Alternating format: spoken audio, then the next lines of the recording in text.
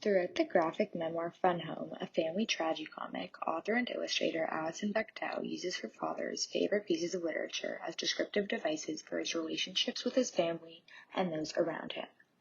Alison and her father Bruce bonded over their shared love for literature until he died in a suspicious car accident Alison believes to be a suicide.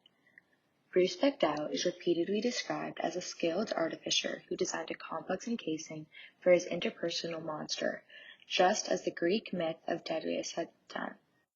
References to Greek mythology, characters Icarus and Daedalus, and the myth of Sisyphus, Bechdel depicts her father's death, rendering it a suicide.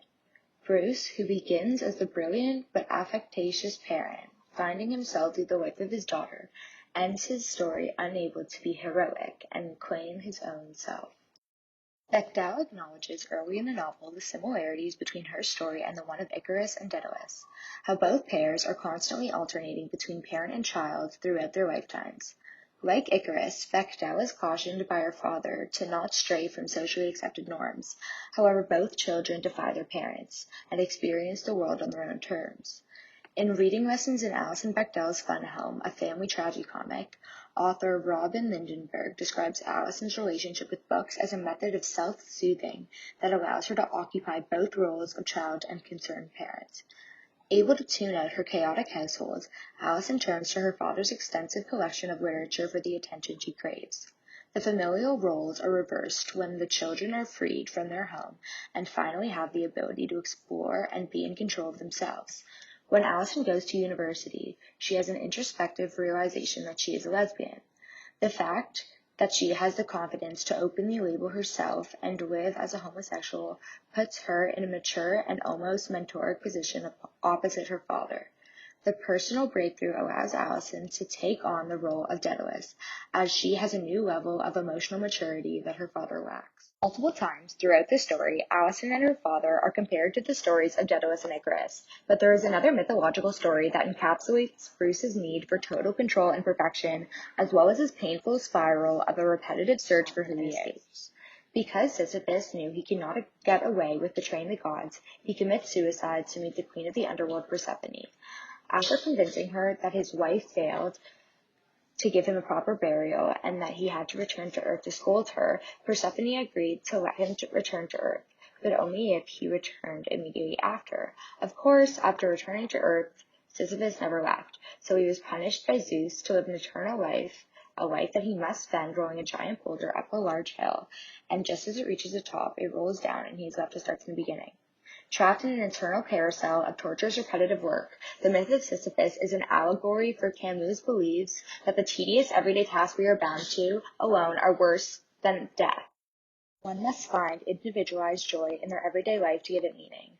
Repeating the same tiring motion over and over again is seen as a fate worse than death, a fate Bruce Bechdel was arriving at through the repetitive and emotionally draining act of closeting oneself and hiding, living a life built on lies.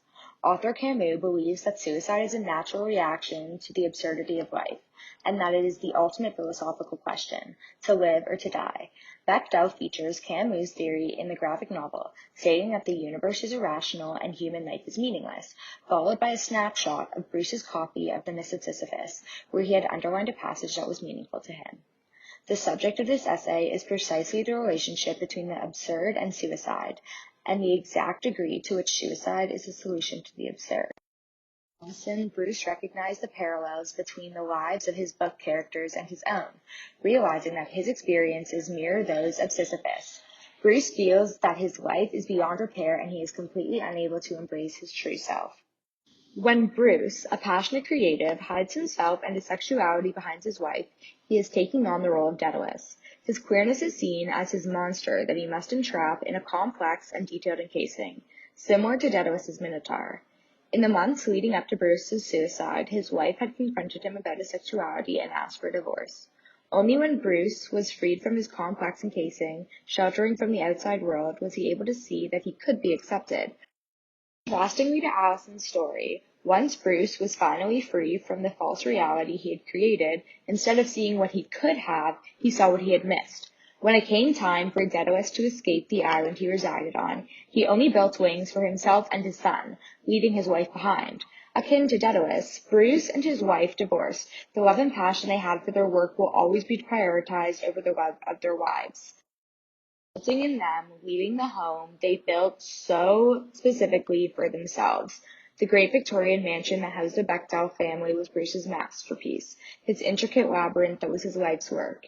In the New York Times article, 20 years later, The Walls Still Talk, by Gina Belafonte, Allison states that her father had completed restoring the house at the time that he died, as if perhaps now he was finished with his project, he was finished, period. It is apparent in Bruce's response to Allison's coming out letter that he is in a position unable to move in any direction. As Daedalus, he feels that he is unable to embrace his sexuality and start a new life as the person he wants to be, due to fear of shame and rejection from those around him. As Sisyphus, he feels trapped in the constant routine of sameness, masking his true identity through his affectatious marriage and lifestyle. Once again, as Daedalus, Bruce dedicated his life to the art of refurbishing his Victorian mansion, and had so much pride and love for the home. Completing the house, to him, meant completing his masterpiece, his delicate wings crafted by hand. With his creative eye and passion for English literature, Bruce saw in himself the characters of his books. Instead of inspiring him to push himself and embrace his sexuality, he sees these characters as living pathetic lost lives with no hope for a better future.